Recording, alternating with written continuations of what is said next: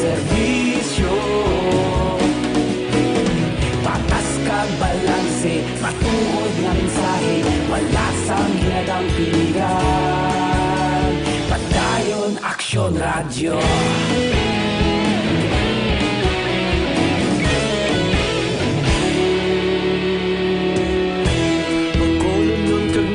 Sanon inyong pamatian, stasyon nga nagapalaplag sang kamaturan. Mabakod nga prinsipyo, reporter handa sa serbisyo. Kahapon, karun kag sa gihapon, kita magapadayon. Tinuig na nagligan, ikaw gihapon ang akon nga istasyon. Sa pagbutlak sang adlaw, sa pagtuhaw sang bituon, mga balita na may dala inspirasyon.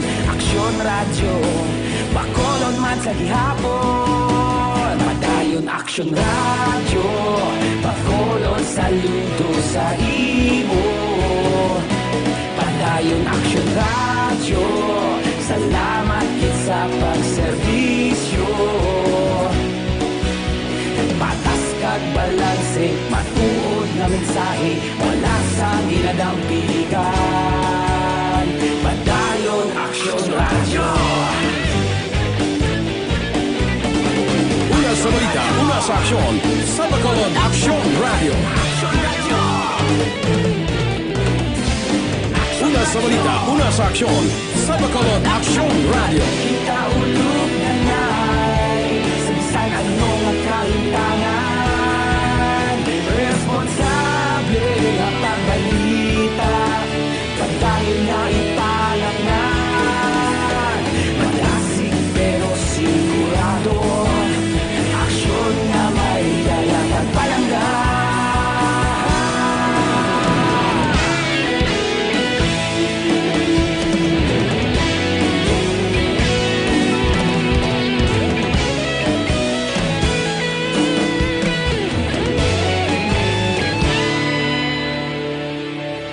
Padayon Aksyon Radio, bakolod saludo sa imo. Padayon Aksyon Radio, salamat kit sa pagserbisyo. Padayon Aksyon Radio, bakolod saludo sa imo. Padayon Aksyon Radio, salamat kit sa pagserbisyo. Patas kag balanse, matuod nga mensahe, wala sang ginadang piligan. Padayon Aksyon Radio.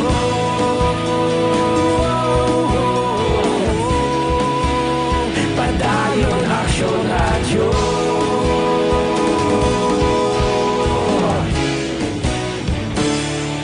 Padayon Aksyon Radio.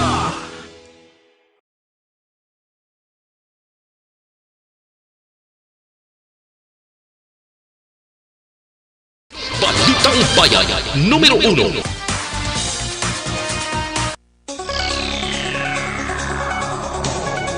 Aksyon Radio Philippines Standard Time, 7 minutos sa nagaligad sa takna ng alas 6. Detalye na sang mga balita lokal.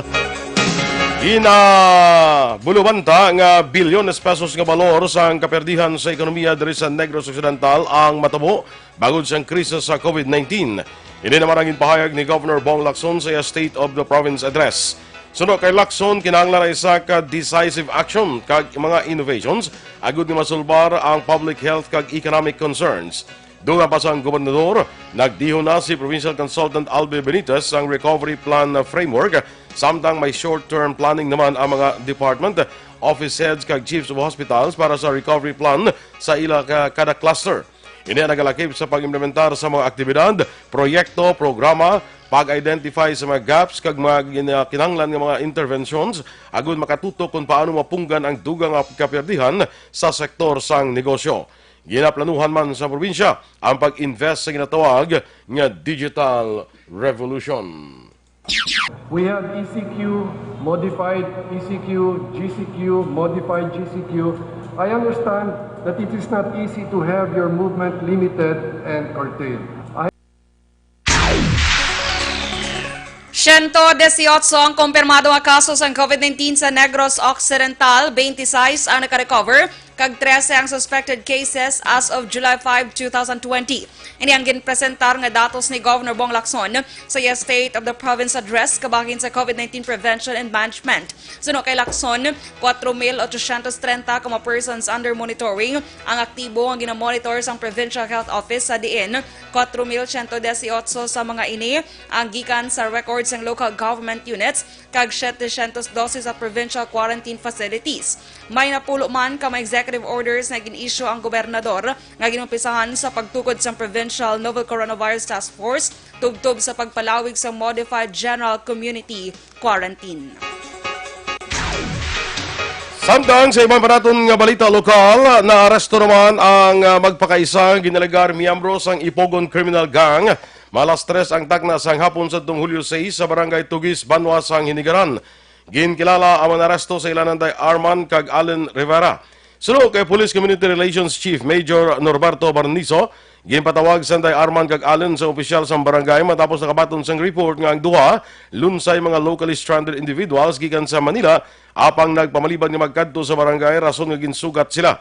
Dungan pa nagpadulong man sa mga lugar ang intelligence unit sang NOCPO. O kung nagpadulong man ang intelligence unit sang NOCPO agot i-verify ang ilang mga ngalan, bagod ila man ginpangita ang nakilala lang kay Ariel Rivera nga may standing warrant of arrest. Palayag ni Barnizo pag-abot sa barangay hall kag samtang ginausisa, nakita nga may gindagdag nga bansil sa sigarilyo si Arman rason nga nakita ang duha ka sachet sang ginasuspetsuhan shabu. Ginusisa si Allen kay nakuhaan sa isa ka heat-sealed transparent plastic sachet sang ginasuspetsuhan shabu. Gina-verify sa kapulisan kung involvado sila sa pagsulod nga pagpangawat sa balay sang isa ka Belgian national sa Villa Angela Subdivision diri sa siyudad sang Bacolod. Arestado ang mag-asawa nga may 9 counts ang kaso nga robbery las 11:50 sang gabi Hulyo 6 sa Barangay Kabakungan, Banwas sang La Castellana matapos ginserbihan sang warrant of arrest sa joint operation nga ginpatigayon sang Intel unit sang NOCPO kaupo ng Binalbagan PNP, Pontevedra PNP, First Negros Occidental Mobile Force Company kag CIDG Negros. Ginkilala ang mga ginpangaresto sa ilananday Johnny Maritan nga ginakabing nga top 10 most wanted person, provincial level kag bana sini nga si Dennis Tan nga ginakabig nga other wanted person. Preso karon sa custodial facility sang Binalbagan PNP ang mag-asawa kag mahimo makapiyansa sang tag 100,000 ka pesos para sa ila temporaryo nga kahilwayan. Samtang patay man ang isa ka electronic technician matapos mabungguan ang isa ka pribado nga salakyan sa Burgos Extension sa Barangay Estefania, siyudad sang Bacolod. Ang napatay ginkilala kay James Cloud Niese, legal sa pangidaron kag residente sa Purok Rosal, Barangay Takuling. Samtang ang driver sang Mitsubishi Lancer ang ginkilala naman kay Percival Diamante, 45 anyos ang Granville 3, Barangay Mansilingan, tanan sa siyudad sa Bacolod. Sa investigasyon sang kapulisan, ginpahayag ni Police Station 4 Commander Police Major Charles Sever nga lunsay gikan nakatundan padulong na sidlangan nga bahin sang lugar ang biktima kag ang ining ang ining duha. Ginpahayag ni Sever nga hinali na lang nga nag-U-turn ang auto kag nabungguan sa motorsiklo nga ginamaneho ni Niese. Dead on the spot si Niese matapos makaangkon sang madalom nga pilas sa ulo. Nagsungka naman sa mga kapulisan si Diamante. Ginaulat pa karon sa mga kapulisan ang desisyon sa pamilya ni Niese sa mapasaka sang kaso nga reckless imprudence resulting to homicide. Preso karon si Diamante sa custodial facility sa Police Station 4 para sa nagakaigo nga disposisyon. Pilason ang mag-amay matapos ginlotang sa ila kaingod sa Sitio Dawis, Barangay Udtungan, siyudad sang Escalante. Ginkilala ang mga biktima sa ilananday Carlos Malacao Sr., 57 anyos, kag Carlos Malacao, 18 anyos, tanan residente sa nasambit nga lugar. Samtang suspect na nakapalagyo amo si Jesse Bataycan. Sunod kay Major Hiljan Despi, ang hepe sa Escalante PNP, may ginalalis nga lain nga persona ang mag-amay apang gulpi na lang nga nag-intra si Bataycan nga nakainom kag ginali na lang nga ginlothang ang bata nga Carlos igo sa tuhod. Sa nakita sang amay nagkuha ini sang binangon kag hana kun tani nga labuon si Bataycan apang naunahan ini tiro sang suspetsado igo naman sa hawak. Ang mag-amay ang padanyag nabulong sa hospital sa siyudad sang Bacolod samtang padayon nga man nga ginapangita ang suspect. Ginapaabot sa Police Station 4 nga maktuhanas ang korte ang kaso nga ilagin file sa Piskalya batok sa 4 ka mga persona nga responsable sa pagpatay sa Belgian national nga si Carl Nolens sa Villa Angela Subdivision sa Barangay Villamonte diri sa siyudad sa Bacolod. Sunod kay Station 4 Commander Major Charles Sever, Julio Dos Paz ang ilagin pasaka ang kaso nga robbery with homicide kag attempted murder nga kaso batok sa mga suspetsado nga sanday Francisco Ipogon, Ronnie Ipogon, Ariel Rivera kag Eddie Ipogon.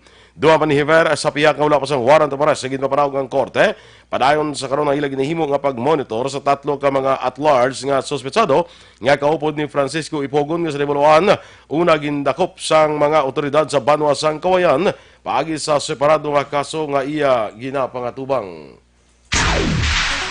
Ginkalipay ni Major Charles Rivera ang repes ang Police Station 4 ang mga precautionary measures nga ginahimo sang nagkalain-lain nga mga subdivision nga inasakupan kasunod sang ilang meeting nga ginpatigayon sadto. Sunod kay Rivera nang inaktibo ang pag-coordinate sa iya talatapan sa mga opisyales sini nga mga subdivision angot sa sitwasyon sang ilatag sa ka mga lugar. Dugang pa sini wala man sila nagahatag sang kumpiyansa angot sa posible liwat nga pag-atake sang grupo amo ang responsable sa kaso nga pagpanaka saka sa mga pulian. Sa piyak nga bakin, nagigangot man si Javier sa kapulisan sa Banwa sang Kinigaran, angot sa damlag lang natabo nga pagkadakop sa duha ka mga miyembro sang Ipogon Group, ago di baloon kung balain ni sila ang may partisipasyon sa natabo nga krimen sa Villa Angela, Barangay Villamonte. Aksyon Radio Philippines Standard Time, Lasay 15. Kag sa ato naman mga ka-aksyon, sa panahon subong sa new normal ang paghalong sa ato ni kayong lawas, ang dapat ginaton nga prioridad. Back to basic mga ka-aksyon, hand washing kag good personal hygiene ang importante gid. Yari gani girekomendar ko gid sa inyo ang 10% ini nga natural and organic. Scientifically proven nga antibacterial, antiviral kag antifungal. So chemical free and very mild gid sa aton nga mga panit. Pwede man magamit bilang feminine wash, pwede mausar as shampoo para sa may mga kaspa, sa may mga punggod, may body odor kay iban pang skin diseases. Rekomendado gid mga ka-aksyon ang Dr. Alfred's mabakal ini sa Huwakong stores kag Sincere Drug Stores available man sa mga drug stores malapit sa inyong mga lugar. Kag sa aton nga mga ka-aksyon, ining Dr. Alfred's Pure Mangosteen. Naghimo ini sa 100% nga mangosteen.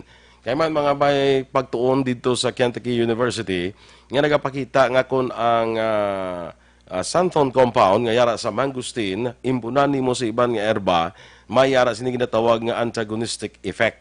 But silingon nga hindi na sa epektibo, kung hindi siya 100% nga mangosteen. Amo na nga ang paghimo, pag-formulate sang Dr. Alfred's Pure Mangosteen nga capsule, puro nga mangosteen, wala sang additives, wala sang expanders, wala sang preservatives, pure kag 100% nga natural.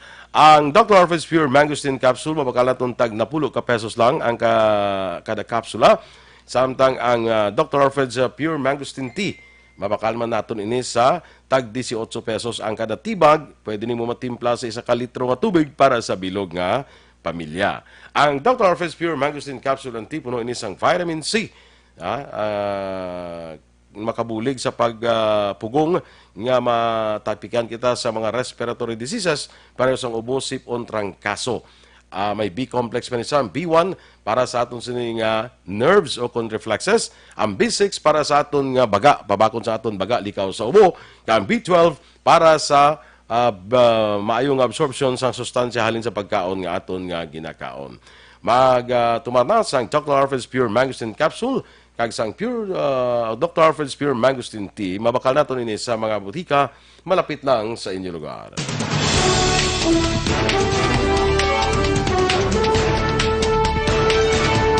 Pagdumili sa non-essential travel sa pungsod Pilipinas, ginkakas na. Samtang UP professors nagpagawa sang panibago nga projection angot sa COVID-19 cases sa Pilipinas. Ang mga balita nasyonal sa pagbalik sang Aksyon, Balitang Bayan, Numero 1. Sa dinami-dami ng usapin ngayon tungkol sa COVID-19, nangingibabaw ang tanong tungkol sa expanded testing. Ano nga ba ang expanded testing? Bago natin sagutin ito, mahalaga munang malaman natin kung ano ang confirmatory test para sa sakit na COVID-19. Ang reverse transcription polymerase chain reaction o RT-PCR ay isang laboratory test na tumutukoy sa mismong virus sa loob ng tao. Ang RT-PCR ang siya lamang test na ginagamit upang makonfirm ang sakit na ito. Kaya nitong alamin kung may virus na sa katawan ng isang tao bago pa man lumabas ang sintomas. Kaya naman sa ating expanded testing, RT-PCR ang ginagamit natin ngayon. Hindi ito katulad ng Rapid Antibody-Based Tests o RATs na tumutukoy lamang ng antibodies sa katawan. Sino-sino ang kabilang sa expanded testing? Sa expanded testing, ang mga sumusunod na mga tao na may history of travel sa isang lugar na may COVID-19 o nakisalamuha sa taong may COVID-19 ay sasailalim sa RT-PCR test. Una, mga pasyenteng may malubha at kritikal na kalagayan. Ikalawa, mga pasyenteng may edad 60 pataas, pasyenteng mayroong ibang sakit, o mga pasyenteng may maselang pagbubuntis. Ikatlo, mga pasyenteng may bahagyang sintomas. At ikaapat, iba pa nating kababayan at mga healthcare workers na walang sintomas ngunit may travel history o contact. Mayroon na tayong mga laboratorio na kayang gumawa ng RT-PCR sa Luzon, Visayas at Mindanao. Sa kasalukuyan, layunin ng ating gobyerno na tumaas pa ang health system capacity ng bansa upang matest sina lolo, lola, kuya at ate na pasok sa populasyong kailangan ng testing. Ginagawa natin ito upang mabigyan ng tama at agarang atensyong medikal ang mga pasyente at para matukoy ang iba pang tao na nakasalamuha nila. Mahalaga ang pagpapatest sa paglaban sa pandemya, pero mas mahalaga kung mapapanatili ang kalusugan ng ating katawan. Mas mainam kung lalabanan natin to ng sama-sama. Ika nga, prevention is better than cure. Mag-exercise, kumain ng tama, practice cough etiquette, sundin ang 1 meter rule sa physical distancing, maghugas ng kamay, at higit sa lahat, kung maaari ay magstay at home. Samahan kami sa susunod na video para malaman ang kaibahan ng RT-PCR sa RATs.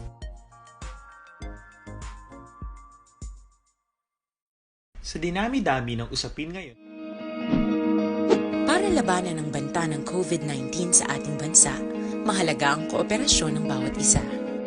Ang pananatili sa loob ng bahay ay isa sa pinakasimple pero pinaka-epektibong paraan para hindi kumalat ang virus. Kunwari, ikaw ang tuldok na ito. Malusog ka at malakas. Lumabas ka ng bahay. Ang hindi mo alam, may nakasalamuha ka ng may COVID-19.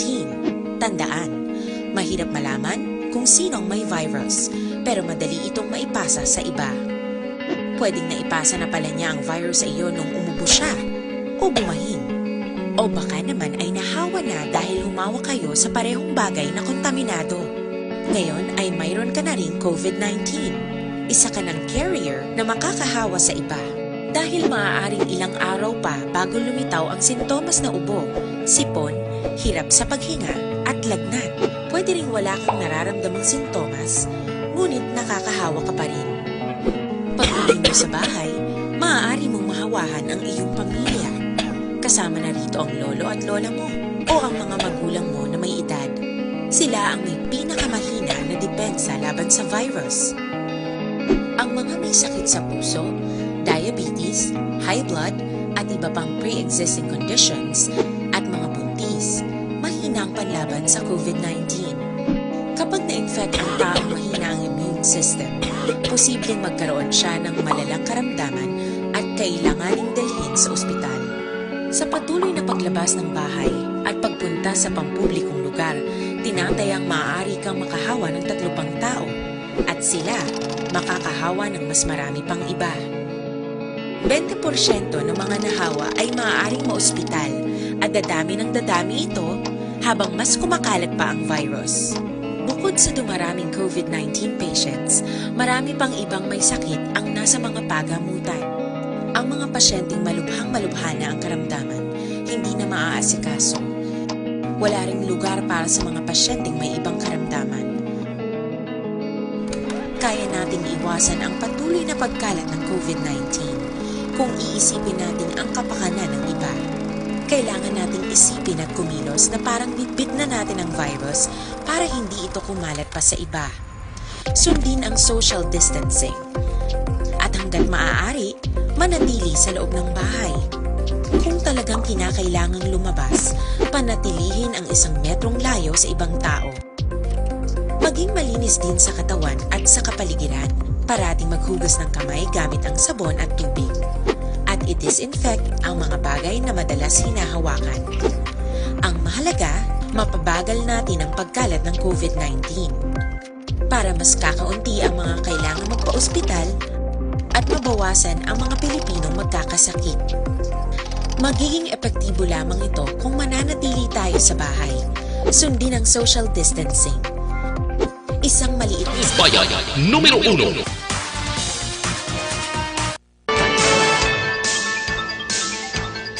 Aksyon Radio Philippines Standard Time, las 6:25, detalya na sang mga balita nasyonal. Ginkakas na sang Pilipinas ang suspensyon para sa non-essential travel sa mga Pinoy sa piyak sang COVID-19 pandemic. Sunod kay Presidential Spokesman Harry Roque, ang National COVID-19 Task Force ang nagdesisyon sa itong Lunes. Ginpahayag ni Roque nga hindi dapat magkampante ang publiko sa panibagong development tungod ginadumili sa gihapon ang turismo apang ang matabo. Sa pagbiyahe may mga requirement nga dapat ipakita sa Bureau of Immigration. Ang task force ang nagplastar sa mga kondisyon para sa non-essential outbound travel sa mga Pinoy. Ini ang nalakipan sa pagpasa sa kumpirmadong round-trip ticket para sa mga nagabiyahe nga may tourist visa kag adequate travel health insurance agud makover sang rebooking kag accommodation expenses. Nagpagwas ang panibago nga projection ng mga professors ng UP nga posible maglapaw sa 100,000 ang COVID-19 cases sa Pilipinas sa katapusan sang Agosto. Sunod kay Professor Gildo David sa UP Institute of Mathematics, posible maglapaw pa ang ini nga numero sa ilang nga projection. Ginalantaw sa mga eksperto nga 70,000 ka COVID-19 cases sa pungsod sa katapusan sang Hulyo. Sunod kay David, wala pa na-contain ang virus sa Cebu kag NCR ka nagapabilin sa gihapon nga yara sa first wave ang pungsod. Nagapati ang eksperto nga kung mas efficient na COVID-19 data reporting sa Department of Health makabulig ini sa pagpatuman sang maayo nga pulisa kapag manage sang health situation. Si David ang kabahin sang UP research team nga nagapublish sang report sa COVID-19 pandemic umpisa sa tung Abril. Nadugangan sang 1,540 ang aktibong kaso sang COVID-19 sa Pilipinas. Rason nga nagsaka ini sa 34,178. Sa datos ng ipagawa sang Department of Health, 47,873 ang kabilugan nga kaso sang COVID-19 sa Pilipinas. Nagsaka naman sa 12,386 ang recoveries. Matapos nadugangan sang 201, anom ang record nga napatay. Sa din nagdagat na sa 1,309 ang death toll sang COVID-19 sa pungsod. Ginpahayag sa infectious disease expert halin sa University of the Philippines nga mga hospital sa Pilipinas ang may ideya na nga ang virus nga nagadala sa COVID-19 ang maghimo nga airborne. Sunod kay UP Institute of Molecular Biology and Biotechnology Director Dr. Edsel Salvana sadto pa man, ginpahayag sa World Health Organization o WHO ilabi na sa mga hospital nga maghimo sang procedures kag hindi pagbaliwalaon ang posibilidad nga airborne ang virus. Dugang pa ni Salvana, ini ang rason kung nga gina-stricto ang paggamit sa mga healthcare workers sang N95. Ginhimo ni Salvana ang palayag bilang sabat sa panawagan sang ginatos ka mga scientists nga nagpangabay sa WHO nga i-revise ang rekomendasyon angot sa transmission sang virus. Ginpahayag naman ni Education Secretary Lenore Briones nga dako nga hangkat para sa ahensya ang komunikasyon karon nga tuig tungod sa madamo nga pagbago nga nadulot sa COVID-19 pandemic. Ginpahayag ni Briones nga madamo nga hangkat ang ginapangatubang sang Department of Education tungod sa COVID-19. Una diri ang temprano nga pagtapos ng school year kag sa karon sa idalom sa new normal kinahanglan sang madamo nga adjustment ilabi na sa pagdulong sa edukasyon sa diin ang ahensya napilitan nga ipaisol ang pagbukas sang klase halin sa Hunyo pakadto sa Agosto. Duha pa ni Briones ang 3 ka bulan nga delay naghatag sang panahon sa mga eskwelahan agon magpreparar sa pagbukas sang klase gamit ang Basic Education Learning Continuity Plan bilang ila sini nga guide. Palayag pa ni Briones nga hangkat naman sa regional level kung paano i-contextualize ang LCP scheduling ug pagpahibalo kung ano ang nagakahitabo sa ground. Liwat nga ginpanawagan ni Senator Richard Gordon ang gilayon nga implementasyon sa Motorcycle Crime Prevention Law agud mapunggan ang krimen nga ginahimo sa mga nagasakay sa motorsiklo. Sunod sa senador, wala mapunggan ang implementasyon sa Enhanced Community Quarantine o ECQ bangod sa COVID-19 pandemic ang krimen nga ginahimo sa mga riding in tandem. Dugang pa ni Gordon, hindi na dapat pagpalawigon pa ang implementasyon sa Motorcycle Crime Prevention Act of 2019 tungod padayon nga nagasaka ang kaso sang pagpamatay ang ginatudlo nga suspetsado amo ang riding in tandem. Palayag pa ni Gordon nga base sa monitoring nga ginhimo sa iya opisina nga may 112 ka biktima sa riding in tandem halin Enero 1 tubtob Hulyo 5, 2020. Patay naman ang isa ka 62 anyos nga fiskal matapos ginluthang sa Quirino Avenue sa Manila alas 11:05 ang taknak hapon sa aga. Ang napatay gikilala kay Juvencio Senados, Chief Inquest sa Manila Regional Trial Court. Sunod kay Ermita Police Station 5 Commander Colonel Ariel Caramuan, nagapadangan ang pursuit operation batok sa mga sospetsado ginaligar sakay sa itom nga SUV nga salakyan. Duha pa ni Karamuan nga ginausisa pa sa otoridad kung bala nakabaton sa pamawag sa kabuhi ang biktima antes pa ang insidente. Palayag pa ni Karamuan, ulihing nga nakita na salakyan sa mga suspetsado sa Quirino Avenue pakadto sa Rojas Boulevard. Sa piyak kabahan, gipahayag ni Justice Secretary Minato Guevara nga iyan naginmando sa National Bureau of Investigation ang pag-imbestigar sa kaso. Patay ang 5 ka miyembro sa Abusayaf Group kag madamo na pilasan lakip ang 2 ka soldado sa enkwentro sa tunga sang rebelde nga grupo kag militar sa 3 ka separado nga lugar sa Paticul, Sulu. Sunod kay Major General Corelito Vinluan, 11th Division Commander, ang mga soldado halin sa 1st Brigade ang nakaenkwentro sa mga terorista sa Sitio Libugwani, Barangay Bakong, Sitio Lumbaan, Barangay Buhanginan kag Sitio Bakod Uwak, Barangay Tanom sa Paticul, Sulu. Ang mga terorista ang ginapatihan nga sa ilalom sang ASG leaders nga Sanday Radulan sa Hiron kag Hadjan sa Wadjaan. Ang mga pilason nga soldado ang ginkilala nga Sanday Army Staff Sergeant Ramonito Dayapolet kag Corporal Maynard Cabote. Dugang pa ni Vinluan na recover sang military o kon militar ang lawas ng 5 ka mga napatay nga terorista matapos sa enkwentro kag na-identify i-identify pa lamang ang ilang nga ngalan. Ang una nga enkwentro natabo alas 3:55 sa hapon Lunes nga naglawig sang 30 minutos matapos nga ang 9th Scout Ranger Company ang ginpangunahan ni Lieutenant Chris Mar Lapinig ang nakaenkwentro sa 40 ka ASG groups sa Sitio Libugwani, Barangay Bakong, Paticul, Sulu.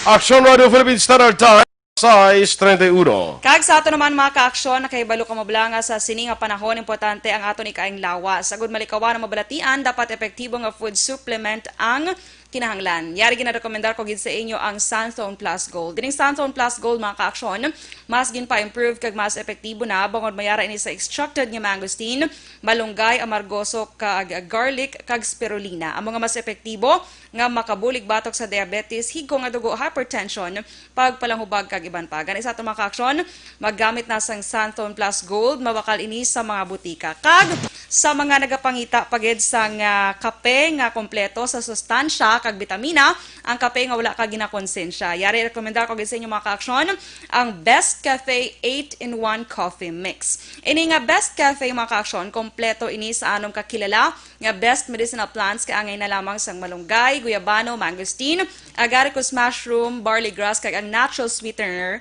nga stevia. Proven man nga nagapapugong kag nagabulong sa mga balatian kaangay sang hypertension, kidney problem, heart ailment kag madamo nga iban pa nga mga balatian. Ang Best Cafe 8-in-1 Coffee Mix mga ka-aksyon, sugar-free ini kag aprobado sang Food and Drug Administration o kon FDA. Mabakal ini sa mga butika kag supermarkets malapit sa inyo mga lugar.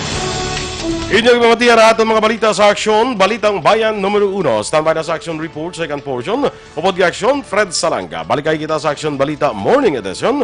Upod gapon sa inyo News Team. Aksyon Dorel Cabatu. Kag Aksyon Boy Duran, una sa balita, una sa aksyon, sa Bacolod Aksyon Radio.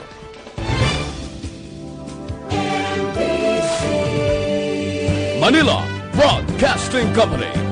Sa balita, komentaryo, isyu, serbisyo publiko. Sa Bacolod